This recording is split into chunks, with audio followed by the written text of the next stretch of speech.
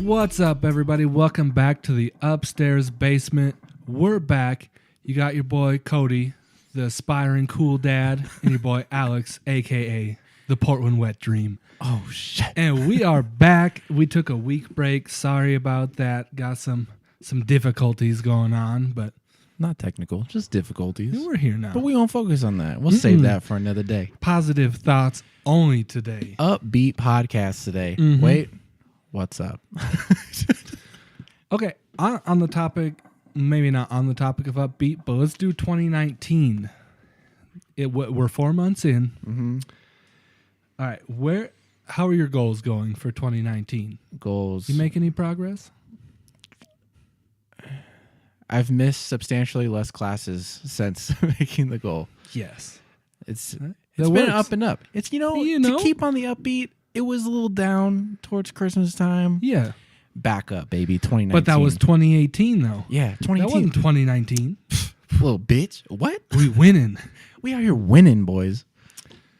I got to say, I am not as far on my goals for 2019 as I want. The volunteering goal.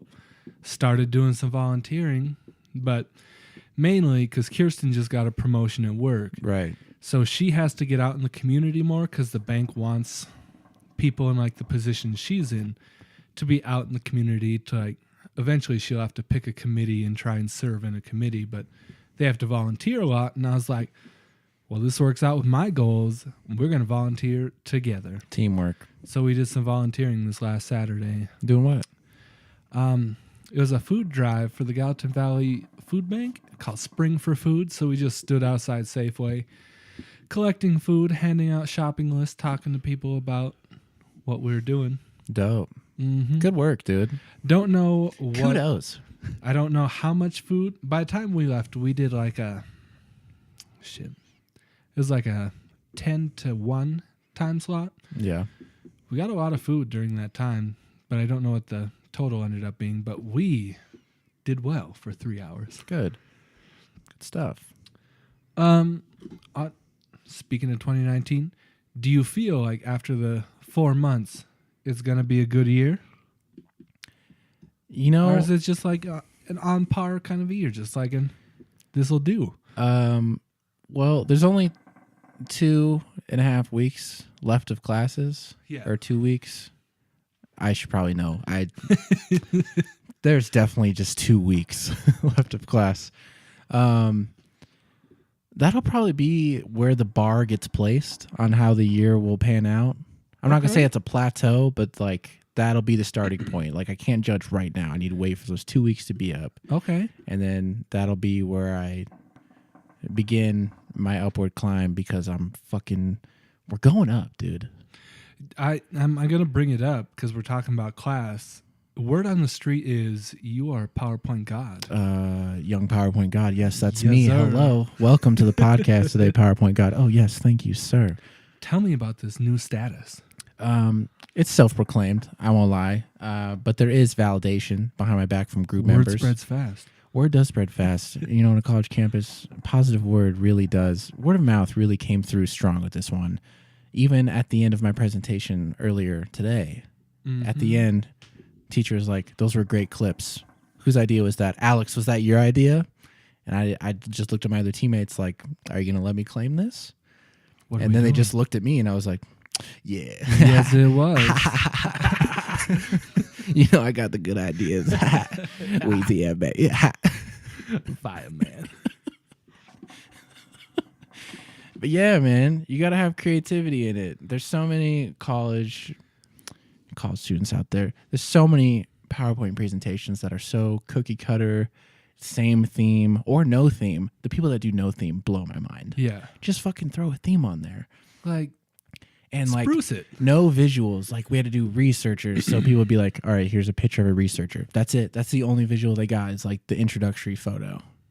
Like, no, you need like dumb bullshit, whether it's memes. If you didn't know, you can throw GIFs on PowerPoint presentations. I can't believe people didn't know that. We got to spill some tea today. You can throw GIFs on there. You can throw visuals. You can throw quotes randomly. And you want to have minor text. You don't want to. You don't want to have full, complete sentences on there. Right. You want to have like a keyword, a couple keywords. Yeah. Like if you're talking about, like our researcher had a lot to do with like the autistic spectrum that he worked with, but they would put like their full sentence from their article. It's like, no, just write like focused on autistic spectrum and be able to see that keyword bullet point and know what you need to say. I was about to. It's been a couple 1 years week since you looked at me. The last class I took. Like I was always that person with PowerPoint. Like if the teacher had a clicker, I would make sure like it was bullet pointed, and I'd like walk around like the front of the room, just like clicking. But it was like bullet point shit. I'd see it and I knew what I was doing. Or the group ones, where they like huddle behind the computer. Oh God! Don't do that. Spread it out. Spread it out. If you got a screen, you need a team member on the one side and a team member over there. Yeah. If you don't have a clicker, sure, have someone. But if they're going to press to click to the next slide, click it, then come out from behind the computer to engage the audience. Who cares if it's boring research shit? Right. If you're going to make it interesting, the teacher's going to love it. Today, I had one slide that was all bullshit. Like it was just fake facts on this guy. Had so much fun Fake with it. news. Best slide of the whole presentation. Just because it was bullshit and funny. Yeah. And it was like, oh, it was like to me, it felt like I was like the comic relief in the middle of our presentation. Right. It's hard for me to picture, like, kids not, like you said, like, when they don't do a theme, like, what the fuck happened? Because, like, that seemed like one of the things we learned in high school. Yeah, one person to look, like, you know the notes on a computer that you can pull up? It looked just like that. And, like, there's so many where it's just, like, black and white or gray and white. You should just put a fucking Word document up there and scroll through it. Put some fucking colors in there, dude. Yeah. We'll touch on more stuff within creativity later on.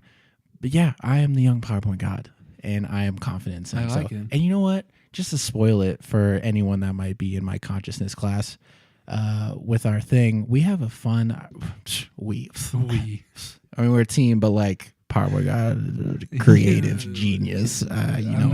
My SAT scores were pretty fucking high. Yeah, so I'm pretty cool in the community of this room, and so I got all the ideas. Anyways, it's about sleeping, and smoking weed, and like I don't smoke weed. Devil's lettuce. Yeah, you don't smoke that ganja. What is that? The cabbage? The cabbage. No, you're smoking the cabbage. The herb? You smoking the herb? Anyway, it's about how getting high affects your sleep. And my idea is to bring in like gummy bears or gummy worms as a placebo and just hand them out and be like, here's some special, but they're not. Just wink. Little quick finger gun. I got you with the gummy bears. And it's an 8 a.m. class, so I want to give them candy of some sort. Gummy bears is the first thing that popped in my head. And then see if by the end of the class, like I want to go first 2 presentations just so I can do that part. Just see if by the end of class, there's like kids just knocked out or there's kids that are like,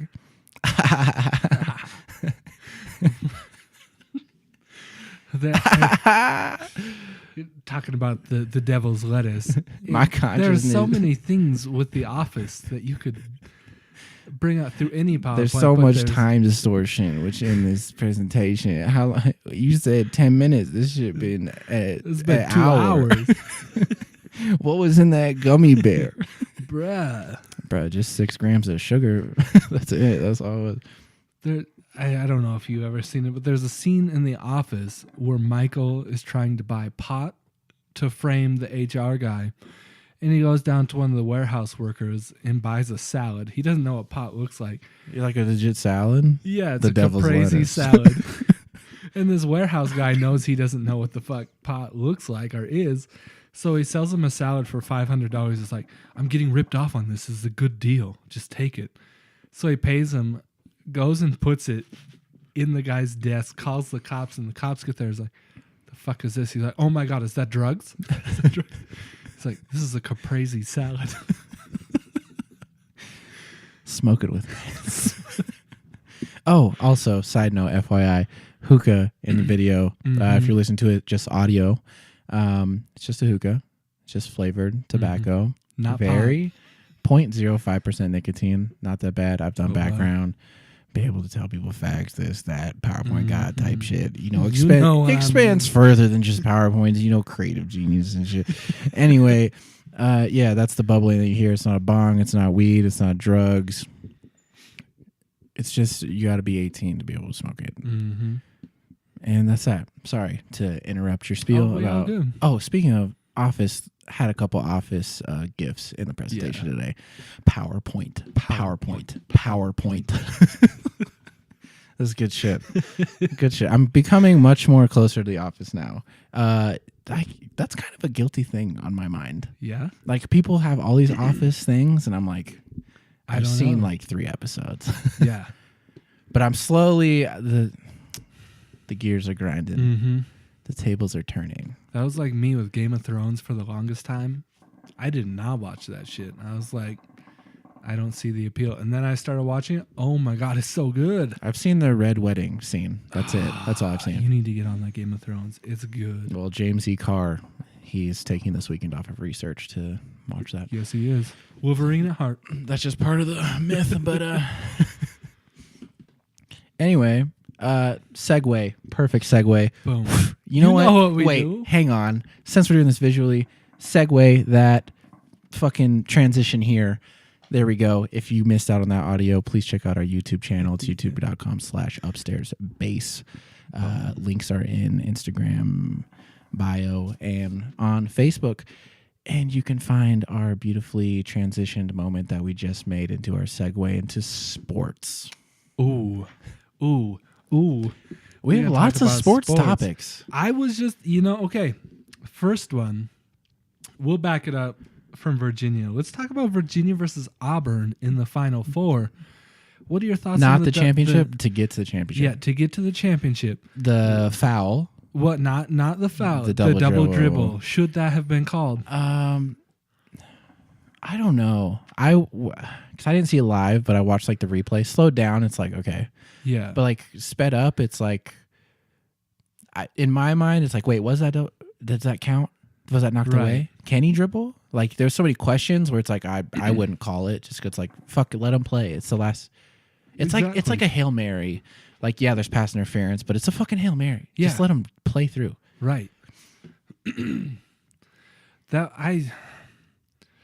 When you see it full speed, it's like, no, that's like the ref. It looks fine. It looks like it got knocked away, so he has. Yeah, you really got to slow that shit down to see that he could have called it a double dribble, but at that point in the game, it's like, so quick. Yeah. It's like you're saying, Hail Mary, just let him fucking play. And then leading up to the foul, because it was what should have been a double dribble, but wasn't. Yeah. Straight into the foul. A lot of people are like, it's like the New Orleans Saints call against the Rams. Not as obvious, though. No. So they called the foul, but I feel like the dude fucking fouled him. It's a body foul. I say it's a foul. Like, he could have jumped straight up. He didn't. He jumped forward and like leaned in with his body. Yeah. That's a foul. That's a foul. Just because he didn't hit his arm doesn't mean it's not a fucking foul. Good. I'm glad we're on the same page on that. Like, yeah, it sucks. Fucking every Auburn fan. Like, did you see back on campus all the people that rushed the square on campus? No. Oh, yeah. There was a video. It's like, too bad for these guys. And it was just like a video of Auburn's, like, whatever the fuck they call the center of campus. And all these students were like celebrating in there. None of them stayed around to watch the foul end. Call. Yeah. I mean, it's like an unfortunate play, but like, yo, it's a foul. Yeah. Like maybe in the NBA they don't call that. Who knows? Another Final Four was just wild. How about Michigan State getting their ass handed to them? Yeah. Tom Izzo, where is your Final Four prestige? Tom Izzo, what the fuck happened? Texas Tech? I mean, sure, they are right, But fucking Texas Tech compared to Michigan State? What? Hot take. It's because Captain Kirk was there. Kirk Cousins. Kirk Cousins was there. Yep. Jinxed it. That was fucked. Sorry, that's just a jab at your Don't Vikings. fucking throw that at me. It's because he threw shade at the Jets jerseys. I like the Jets jerseys. They look so similar to me. Like to old. It's not like Right. a revamp to me. Right. Like, oh, cool, you changed the text. Yeah, pretty much. You copied Cleveland's revamp of Yes. same colors, just a different text. Yes, that's exactly what they did. Like, oh, you changed the saturation on the green a little bit. Sick. I do like the black jerseys. I was just going to say, I do like the black jerseys. That's what I like the most. I'm just pulling for Jamal Adams. That's it. And I'm curious if Le'Veon Bell is going to do well. But So now let's get to the championship game. didn't watch it live either. I was working. I watched like half of it. Where the fuck were we? We were in Livingston picking up like this center island thing for our kitchen. And so then we like had a celebratory dinner because Kirsten just got the promotion. Right. So we picked that up. She got her promotion same day. So we ate dinner at the Ribbon Chop House in Livingston.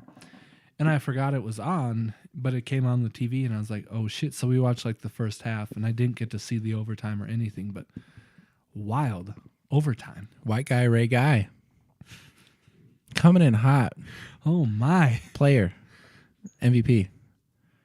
Guy, baby. What's the title? It's not MVP. I don't know.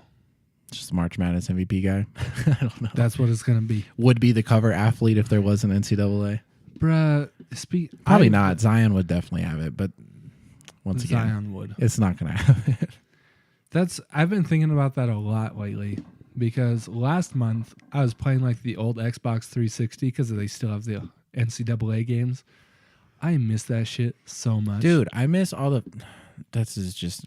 Can you imagine how nerdy cool shit. those fucking games would be Now? nowadays? Oh, God. The scouting was so dope. Yes. Like, it was tedious to start from, like, high school and go to college. But you Right. could, like, have a high school in Cowsbell if you wanted to. Yeah.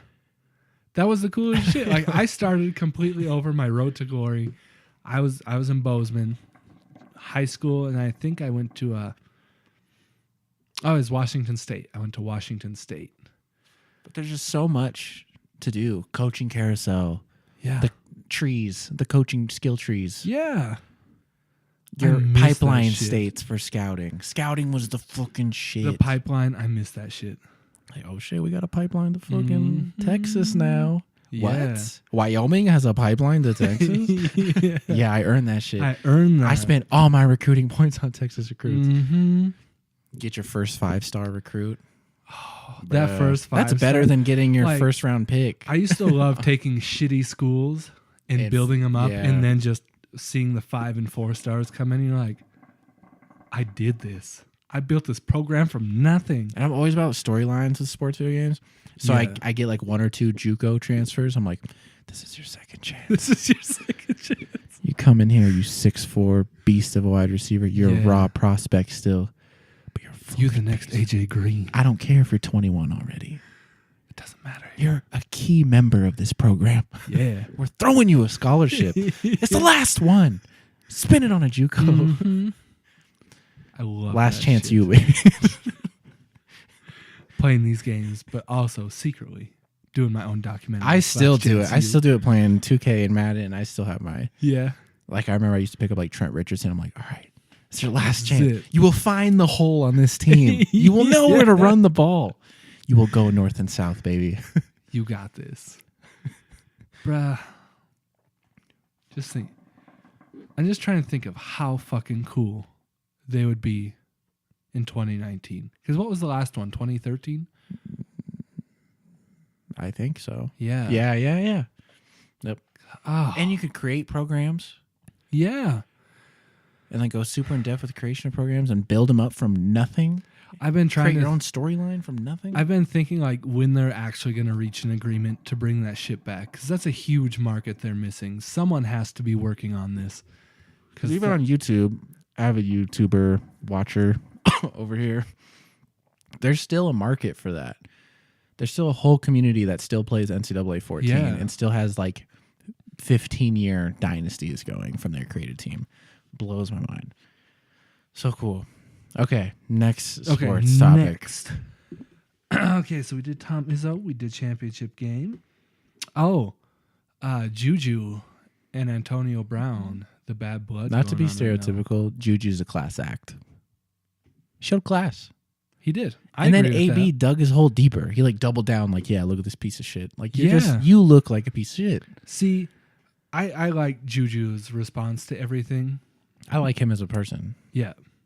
But He I fucks was with like, YouTubers. why are you throwing shade? You're on a new team, Antonio. Like, why? Yeah. You got what you Just wanted. cut your fucking ties.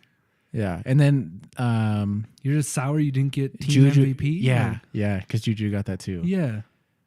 God. Like, shut the fuck. He deserved it. Like, Like, yeah. yeah, you had a good season, but Juju fucked up and he fumbled and he Yeah. felt like shit and already apologized for it.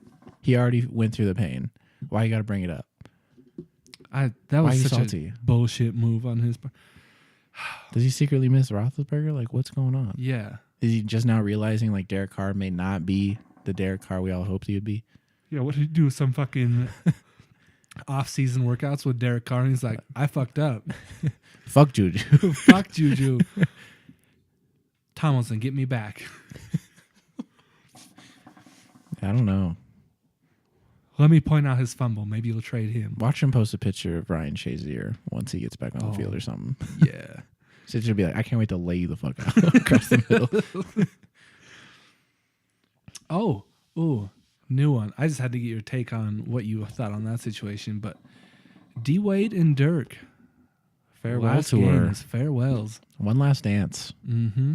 I saw this thing. Barstool actually wrote it Okay. of how LeBron's the asshole friend. Please enlighten me on this guy. I haven't seen it, but Okay. yeah. Okay, so did you see the video bomb he did on D Wade's post game interview? No. Because they used to always photobomb each Right, other. I remember that.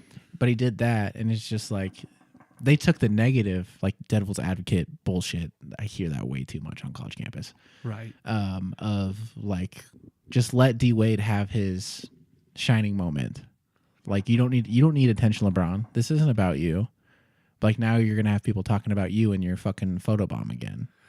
Colin Cowherd's been on that fucking train of demonizing LeBron for going to Hollywood and not focusing. I mean, there's a lot of like negative shit you can assume and say about it. It was just like a funny take to think on it. Because to me, it's like, oh, they're best friends. right. Why does it have to be negative? Yeah. But it was a funny idea to be like, oh yeah, LeBron needed attention. And then that takes you to Dirk having his last game. Yeah. Great game. D Wade having his last game. Triple double. Great game. Mm-hmm. And then Magic is like, nah, tonig's my night. Yeah. I'm about to drop a bomb on these dudes. What? Why? Like no warning, no nothing. Just I've listened. Said, I'm fucking out. Yeah, I've listened to NBA podcasts about it, and like he was talking with the owner and the other operations dude, Rob Pelinka, about like future stuff with the team. Yeah. Not discussing any, like that day, not saying anything about he was quitting. Then out of nowhere was like, "Yo, I need a press conference. I'm out this bitch." Like what the fuck? And one of his excuses was like, I can't tweet other players like congratulating them because I'll get fined. And like I can't help these other young men. It's like, dude, you're an employee of the Lakers. Yeah. Do your fucking job. Right. Like if you want to do that, you need to do what like a handful of other old legends do and just be like an advisor to a team. Right. Yeah. Like an extended mascot of the team. Right. Like Larry Bird. Yeah, and the fucking not Celtics. whatever president of operations or whatever, where you're supposed to do all this behind the scenes stuff. And then he fucked up the Anthony Davis trade.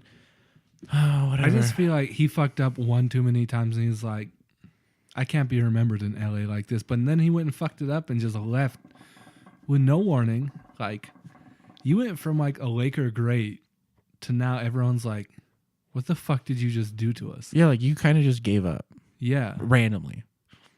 It didn't even tell the owner Genie Bus about it. Like, that just hurts your image so much. Yeah.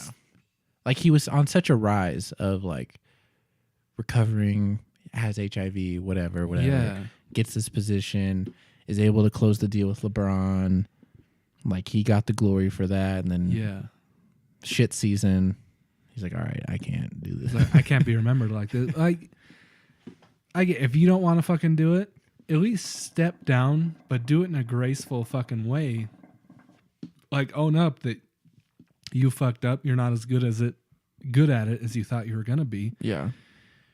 At least turn it over so the Lakers have a chance. Like, do that play on it. Like, you're being a good guy by stepping down, not just, I'm out of this bitch. Mic drop it. Yeah, not like excuses why you need to leave. Yeah. Just be like, I think it'd be better. Yeah. I think it would be better for the organization. Yeah. If I took a different position. If I stepped into like an advisor role. Yeah.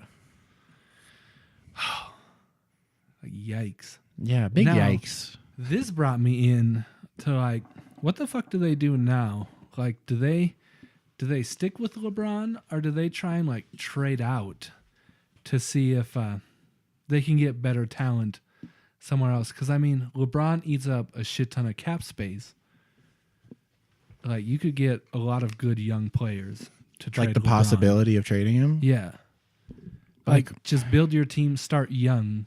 Where would he go? I don't fucking know. Back to Cleveland? Wouldn't that be some shit? I wouldn't be surprised. I mean, he went from Miami back to Cleveland. Right. It would just feel so different. Like, going back twice. Like, going back once, like, okay. Like, going back twice, it's like, maybe. I wouldn't rule it out. Yeah. But he is doing all this showbiz stuff. All his shows and whatever else. Yeah. I don't know. He just... There's so many possibilities of what you could do as the Lakers. He just seemed like to have such a controversial fucking season. LeBron did. I mean, did he get like his first injury that held him out for a good amount of time? And then they have Lonzo Ball injured. Brandon Ingram had his blood clot thing. Yeah.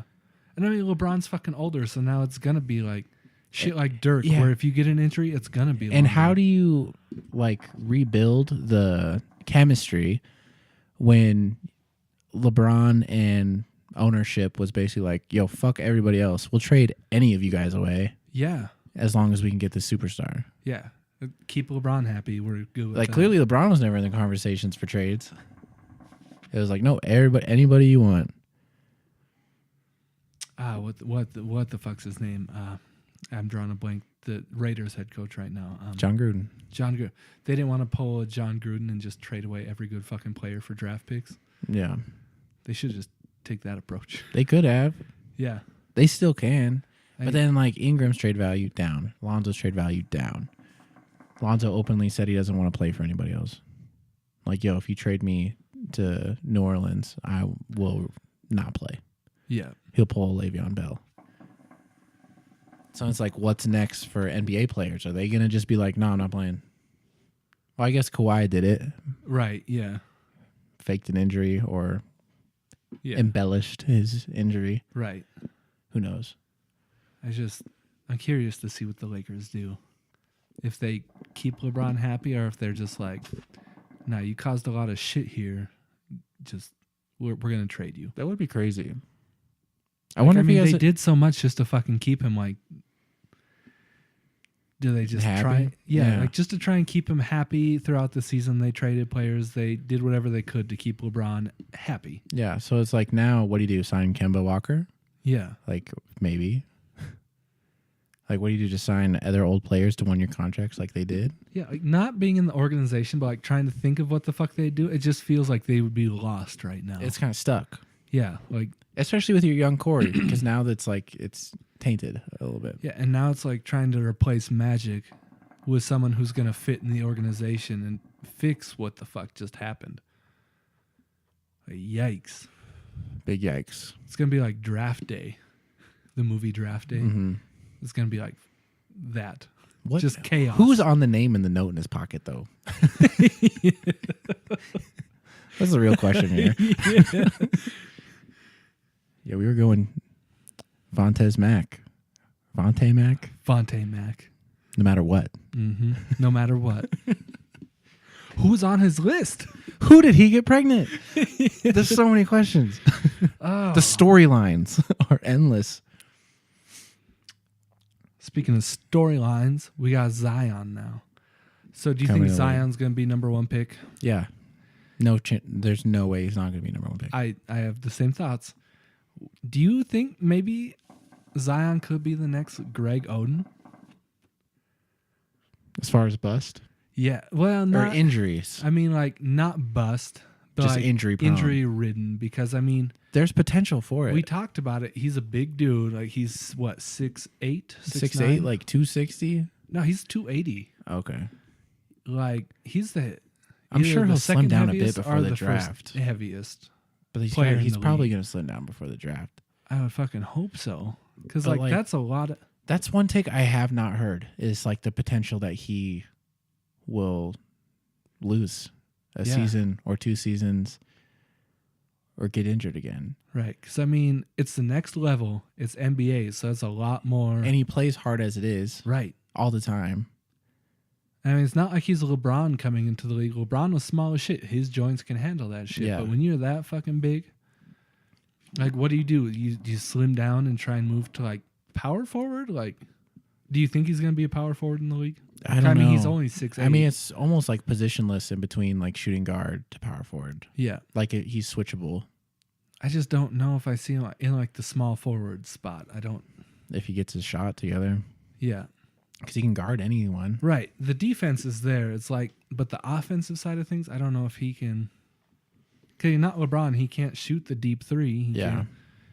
He's that slash and drive kind of a person. Like I wonder if he'll be like D Wade at D Wade's beginning of his career, yeah. where it's just like crazy athleticism and big plays. Oh, excuse me. But what if his like floor is like Michael Kidd-Gilchrist, who is amazing Okay, athlete, right. but never developed a shot. Yeah. But also Michael Kidd-Gilchrist can't play defense. But it's like that could be potentially what he is. It's Right. like all his potential, or like Andrew Wiggins, all his potential never lives up to it. Yeah, that's the one thing that surprised me. Like Andrew Wiggins. it's just like the negative take on what Zion could potentially not because be. not a lot of people. Because I got to thinking about today, I haven't heard like a negative take on Zion. And then I saw the video of Greg Oden today going back after he left the league. He went back to Ohio State to coach and do get his degree in whatever, so he can keep like student coaching. But it's like, what if Zion is the next Greg Oden? Because Greg Oden was #1 pick out of Ohio State. Yeah. Had a terrible injury his first year in the league. And then that just kind of like derailed the rest of Then he rest kept of his getting seasons injured. were just injury after injury after injury. Then he took like a couple years off, got another chance, got Yeah. injured again. But I remember like Greg Oden got fucking big when he entered the league too. He wasn't that slim fucking guy that he was at Ohio State. I mean, no, he was slim at Ohio State. Yeah. He was See- probably like 240 at 6'8", 6'9", whatever. But the like fuck thinking he about was. Zion's size and playing hard, like that's so much stress on Yeah. all your joints. Like if he stayed his current size, like you might have 2 seasons. You would be worn down in the third season. Like I think of like Blake Griffin. yes. Like he Yeah. could easily follow the same path as Blake Griffin. Blake Yeah. Griffin still should be an all-star, Right. but like it's a long fucking path. Like there's fucking Like dips start in off there. hot and then you just slowly you fade out into just Mhm. more of a role fucking player. Yeah, once your athleticism kind of dies down because your joints are getting fucked up because you're playing Yeah. so hard. Yeah. But still, with all those negative things, I would still definitely take him #1. I would There's too. no one else I would take #1. I would take him #1 and then make his ass be with a trainer every day to slim him down and then make sure he's doing like some sort of like, I don't know, yoga, therapy in between each fucking session. Do you know what team you'd like to see him on?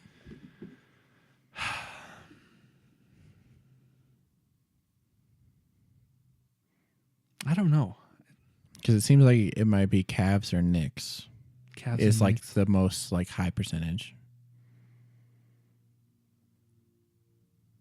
'Cause then it's I'd rather see him on the Cavs. and then there's than the like Knicks. thoughts of like takes on like whoever has the first pick clearly is going to take Zion. Like, how much can you get in return if you trade away that first pick? Like, Right. what happens trading away Zion? What can you get for that? Yeah. That's where like draft day came in. I Like, was can you thinking get about can that you shit. get Anthony Davis for Zion? That's so fucking hard because you don't know what Zion's going to do in the league, and Anthony Davis is fucking And- good. And you don't know if he's going to stick with your team. Like, you'd have to get a commitment that he's going to re-sign there. Right. Like, you're not going to trade Zion for a 1-year loan Yeah. from Anthony Davis. Oh man, I could just talk sports all day. It's wild to think about, though. Uh-huh. There's so many fucking. I just can't shake the thought that, like, what if he just does get fucked up Just gets first hurt. year? I don't know. Ben Simmons got fucked up. Yeah. Blake Griffin got fucked up. Greg Oden got fucked up. So many people have lost their first season and been fine, or they've taken it downhill. Or what? I doubt it happens, but just to play the other side of it, what if he gets in the league and he's just average as fuck? That's what I'm saying. MKG. That could be him. Right. Yeah. Like just a few highlight plays, but other than that, it's Yeah. just like he's a decoy. Can't shoot. He's like Draymond now. Right. That's a good fucking comparison, Draymond. Just has a few like big alley-oops and somehow agrees to do the dunk contest, and that's it. Yeah. I see him being like a defensive specialist. Like, you're that big. If you play small forward or power forward, no one's going to throw you around because you got the size. Mm-hmm. But they can go over the top of you. Yeah, because then there's thoughts of like, I think I heard one dude talk about it. Like, what if he's like Sean Marion? Oh, that would suck. Just defensive stopper, yeah. but athletic for his first 6 years. Right. Hopefully not as ugly as a shot, but I just thought of Sean Marion's fucking shot he just brought out. I was like, that thing was fucking ugly. I was like, what is that? It's a George Peruka shot. Shout out Guido. Do you have any more sports topics? I didn't get to see. Did you watch D Wade's tribute? I mean, the LeBron photo bomb, everything. But did you see like? I didn't watch what they did for him. I watched Dirk's. I watched his son the Illinois commercial. Yes. Yeah, I watched that. How do you say his son's name again? Zaire. Yeah. There's a dude on the 76ers with the same first name. Dirk's fucking send off was cool though. Mm. I love how like he did his interview in the beginning, mentioned all the people he looked up to entering the league, and then they brought everyone to say like a farewell. And then D Wade's, he gave everyone like a D Wade jersey. And then like how he was trading his game jerseys with someone every game. His last game, he gave it to Carmelo, which is very like honorable to do. Yeah, very cool. That was cool. And apparently, I liked his whole trading jersey thing. Apparently, he didn't know that the Banana Boat squad was going to be there. Like LeBron, Carmelo, Chris Paul, they all like surprised him for the last game. That's cool. So that's fucking dope to me. Yeah, like friendship, baby. That is fucking cool. I like that a lot. But yeah, I didn't get to watch D Wade's, but I saw Dirk, so I wasn't sure if you had seen D Wade's or not. I just saw like videos on Instagram and stuff. It's hard to picture a league without D Wade. Like Dirk was silent. Too. Well, I mean, like Dirk wasn't. Dirk like is flashy. The Mavericks though, right? Like Mavericks, Dirk Nowitzki. Exactly.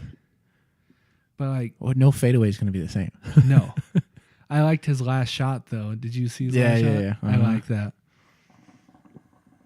Crazy. Still crazy that D Wade put up a triple double, even though they lost by like 20 something. Yeah, I was about to say same thing with the fucking Mavericks. Like Dirk puts up a double and they still lost by like 15 or some shit like that. Whatever. It's the last. There's a bunch of dudes that don't give a fuck at the end. That reminds me, like CMR senior year, went to the state tournament because we had done the back-to-back state championships. Senior year, we get back to that fucking semifinal game. Lose it, and then you have to play that fucking third place game at 10 o'clock the next morning. No one wants to fucking be there.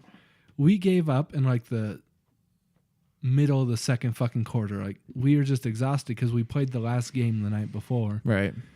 And then like we were just having an off fucking day come first and second quarter. And then you could just tell middle of second quarter, people just stopped giving a shit. Like happens. Yeah. It's like, this is fucking it. Like, why are we even playing for third place? Like, we were in it to win it for first. Third doesn't fucking matter. I don't know. You know what this takes us to? I'm so excited to edit this in. Do it. Cody's Corner. Boom. Let's do it. Segment. Yeah, flip that page. I'm going to flip that page. Just like the wedding speech. Don't worry.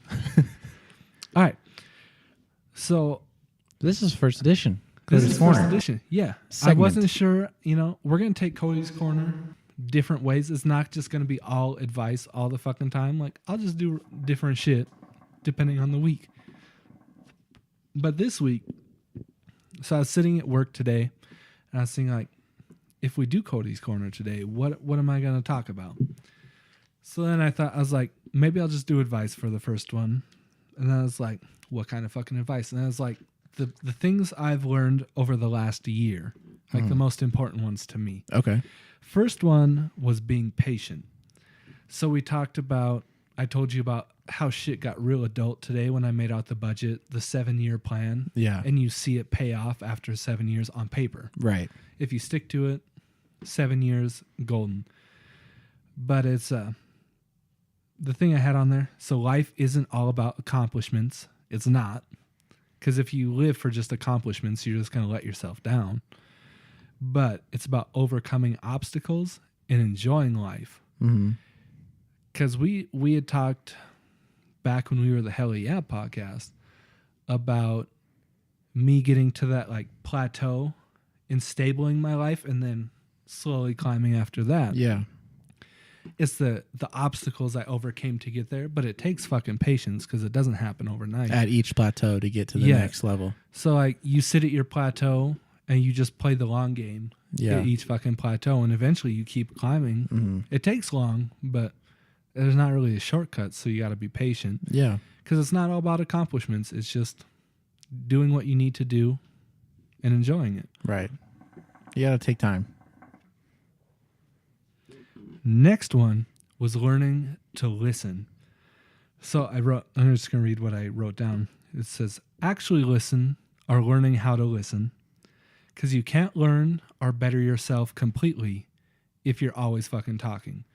Because there are people that are like, oh, I'm doing this, and like, oh, I don't have my phone. I'll point to this. Fuck. If you say you ask people for advice at some point, but you don't actually fucking listen to them, it's just like you're asking them, but you don't really give a shit. Like you like make it seem like you want to get better, but you don't care what they. Yeah, it's like you're jumping through the hoops.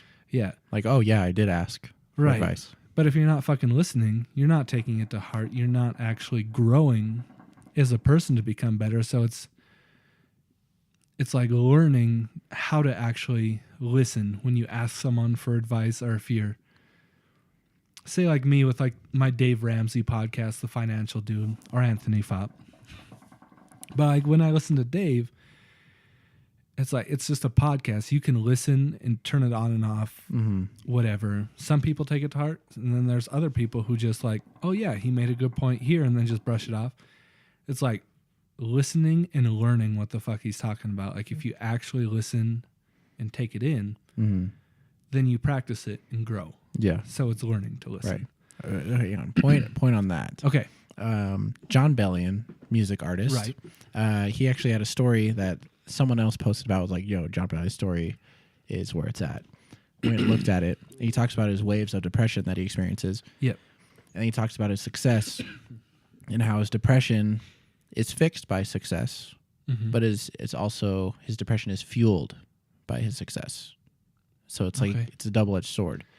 And also it talked about being patient and listening. Like his main focus was listening to people. And he's like, I find myself pretty much like self-indulged. Yeah. Like, yeah, sure, I'll ask someone to listen, but I have something more important to say. Like once you're done. Yeah. So it's the act of listening. These are tying together. Yeah, the act of listening is just so important to actually do. Like, yes, it's important to speak out and speak your truth and all that stuff. But you also need to be able to listen, have an open mind, and actually take in what people are saying. Yeah. Whether it's criticism, good, bad. Right. Either. It was a hard one to like learn, because you think you're listening and shit. Like when you ask people for these things, or like ask for advice or ask people to listen, like you think you're doing it, but then there like comes a point when you're like, for me, I was like, I didn't actually fucking listen. I didn't actually do any of the things that they told me or gave me advice on. And so like actually flipping that and learning how to take shit in was awesome. It's almost like, to me, it's like a subconscious goal of seeking to listen to somebody. Yeah. But in your mind, it's just like, that's it. Like, you're just seeking to the goal of listening to somebody. Right. So once you're listening to somebody, while they're talking, you're just like, I did it. Yeah. Here I am. Yeah, because your own voice comes in. You're always just fucking talking. Yeah, I accomplished it. Mm-hmm. You're like, no, you didn't, because you didn't Like, hear a word they said. You don't need to say shit afterwards. Like, carry on your conversation, but you don't need to speak on the point. You don't need to do anything. Just absorb it. Mm-hmm. You don't need to have your own points tower over what the fuck they just said. Just take it in and fucking leave it. Yeah. Like, you shouldn't leave a conversation and be like, okay, well, that's that. Yeah. You should be able to take that conversation with you away and Right. think on it and be like, all right, this is what they said. Yeah. This is how I feel about it. Maybe I could do research on this, blah, blah, blah. Whatever the fuck you need to do to like actively utilize what the fuck you heard. Yeah. Boom. Bars. Fuck. I had a point. You said like the John Bellion one was like his fame. He's like fixed his depression because of his fame. Or Yeah. You said something. I was reading Josh Eustace does his own blog thing now. Mm-hmm. And he had one. I saw him post on Facebook the other day. He did a blog called For the Love of the Game and talked about somewhat like that. He's like, do I just play the game because people like me, because of my status and where I'm at because of it?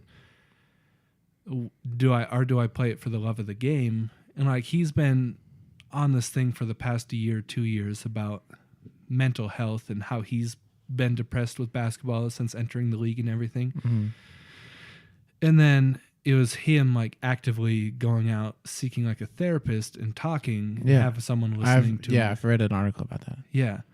But now it's like he finally realized it and is fixing his depression. Now he's like trying to switch from like not caring that people love him just because of the game and trying to fix his depression by actually going back to like when you were a kid playing for the love of the game. Right. You're doing it because you love it, not because people love you for what you're doing. Yeah. So that just made me think of that. I was like, that's fucking cool, because I wonder how many, not being a professional athlete, you're like, how many athletes have to feel like this? Mm-hmm. Like that aren't stars. Like Eustace isn't a star. He's a Montana star, but no one in the league is going to be like, oh, fucking Josh Eustace. Yeah. Next one is never making a decision when you're either angry or like ecstatic about something. So I wrote down, so like, not minor decisions like if you're excited, like, yeah, I'm gonna go do this, like a minor thing, whatever, like make that decision. But like big decisions when you're happy, like extremely happy or extremely pissed, don't make it. It's just gonna lead to regret later down the road. Like if you're extremely happy and do something, you make this big decision or big purchase and it's not what it turns out to be, then you're like, oh fuck, what did I do? So it's like waiting however long it takes for you to like get out of your extremely happy or extremely pissed mood, and then seeing if that decision still seems the same. Mm-hmm. Not when you're emotionless, but when the emotion isn't overriding all the decisions you're making. Mm-hmm. That was another one to Yeah, learn. it's just like don't go grocery shopping when you're hungry. Yeah. Right. That was like proposing to Kirsten. Was like, I was so extremely happy. I was like, this is going to fucking happen. I'm going to do this. But it's like, hold up, give it time. Like, think about your future. I was like giving it some time. I was like, this is the person for like, I want one marriage. And then I started thinking like, is this it? Is this that? Yeah. Yeah. And then it took like 2 days of just like solid thinking. But I just wanted to be sure, because the happy, like when I decided originally to like buy the ring, I was like, oh fuck yeah, this is happening. I had to take my own, like wait, this is a big step. Yeah. Think about it. See, I can speak on exact same situation. Okay. Proposing. I've been engaged before. Maybe you didn't know that. But True I have. story. But there was like a regret, remorse there of rushing it, being like, yeah, I think this is what I want, but it shouldn't be, I think this is what I want. You should be dead set knowing this is what you want. Yeah. Especially, I mean, obviously, marriage, big deal. You should fucking know. I feel like that's a no-brainer. But I went into it like, this sounds like the right thing to do. Right. When you can't do that. Yeah. So like that was just like a hard thing because like I'm one of those people who likes to act on his emotions and everything. Like make decisions based on pissed, kind of different story unless I'm like if I'm fighting someone, that's a different fucking story. I lose it. I will punch you. Like if I'm pissed at something someone said or whatever, I don't really act on it. But if I'm happy, I act on shit all the fucking time. It's like maybe I need to look at this. But yeah, that was one, like the proposing thing. It was like 2 days of just make fucking sure, like sure you decided like maybe it's time, like this trip to Oregon, you're going to be there. You can ask the parents, you can do the proposal at the same time. And then I like super amped up the happiness. I was like, hold up. Huge fucking decision. Think about it. 2 days later after like probably it was a solid 48 hours of thinking outside of like sleep and shit like that. And then after 2 days, I bought the fucking ring. I was like, yep, this is it. Love that. Another one. A dream will always remain a dream until you act on it. So I wrote down, nothing will come from thinking for weeks, months, years. Nothing's going to come from that. It's just going to be in your mind. Yeah.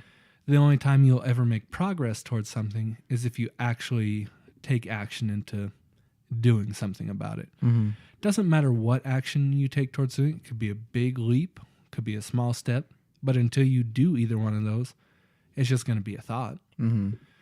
So like me paying off debts and everything, I had to make the small step of, sure, I can afford this month, but then you see it start paying off and you're like, the dream is coming.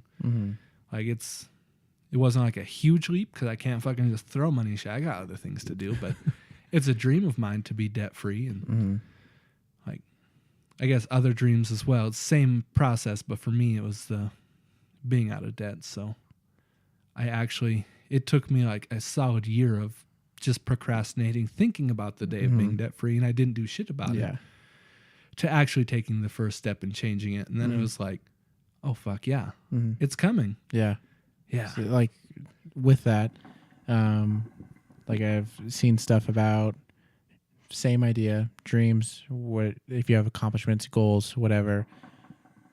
Like you said, thinking about it's not going to get you there. Yeah. So it's like you want to be a music artist, you don't know how to do it. Yeah. You want to run a podcast, you don't know how to do it. Right. Go to anchor.com. But you need to, like, first step, all you have to do is like write down ideas. If you want to you want to do a podcast, write down some names of a podcast you want to do. Write down some topics you like to talk about. Don't think about it. As long as you put it on paper, that's still making a step. Exactly. Put it in your notes. Don't just talk about it and think about it. You got to actively work towards it. Whether it's starting to put research in, starting to write down stuff, starting to budget for things. Yeah. So it's right. You can't get there without an action. It's stupid how long it took me, because you hear the saying, because it's kind of like a typical, like there are quotes about this shit. And it's typical, like you're like, oh yeah, that makes sense. But actually, like taking it in and figuring that out, like you can, like the active listening thing, like actually learning to do something you listen to. You can read all these quotes about going out and achieving your dreams, but it doesn't happen unless you start doing something. You can talk about that all you want, but it's actually writing it down, making small steps before it actually fucking becomes a reality. Yeah. Same with like inspirations. You can feel inspired, but not going to get you anywhere unless you do it. Right. Or start to do it. I mean, yeah, you can think about it for weeks, months. Sure, you mentally planning, but you're not acting on it. Like it's not doing anything. You have a plan, but you're not writing it out. You're not actually physically seeing it come together. Dude, I can think of so many things to just like plug in. Yeah. Poshmark, dude. Got a Poshmark, Hoodie Davis. What's up? But that, I've been wanting to go through my closet for months. Just like, dude, I have too much clothes. Yeah. And then one day, I just started throwing shirts onto the bed. I'm like, today's the fucking day. I'm throwing the clothes on the bed. I'm putting a pin on the wall. I'm hanging everything up, taking photos. And it feels so fucking good. Yeah. Like when you get that moment, like, fuck it, it's happening today. Then once I see all the clothes on the bed, I'm like, now we're in that shit. Yes. We're started. Balls rolling. Fuck yeah. Here we go. And then you just rolled. And once I had it all set up, all the clothes posted, I'm like, here we go. Okay, so on that, I just sold my fucking car, the white one. I'd been meaning to sell it since last spring. Yeah, I know you've Had been talked talking about it for for a while. I finally took the pictures, took it through the car wash, cleaned it, everything.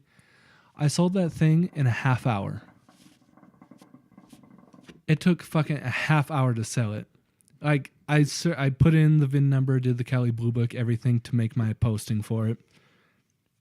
It came in at like $2,600, and I was like, fuck it, I'll sell it for $2,000. People know that I just want it gone as fast as possible. Like it is higher mileage, whatever. And so then I put $2,000 on it because I was like, it needs new front tires because front wheel drive, they get worn out fast, and it has a crack in the windshield. It's like $2,000. I'll include the subs, whatever. I got $1,800 for it. I was like, that'll do. That'll fucking do. You did it. Yeah. Boom. Check mark. Took half an hour after a full fucking year of just procrastinating. Like, I don't want to clean this thing. I don't want to do everything it needs to do. 30 fucking minutes after posting it. Yep. I was like, this feels awesome. Put in the action. Plus, it almost paid down all of our weddings. There you go. I was like, fuck yeah. Big moves. Big moves. Big tings. Mm-hmm. All right, so we're coming up on the 56 minutes, roughly. I got un mas. All right. So my last one was having a narrow focus equals big results.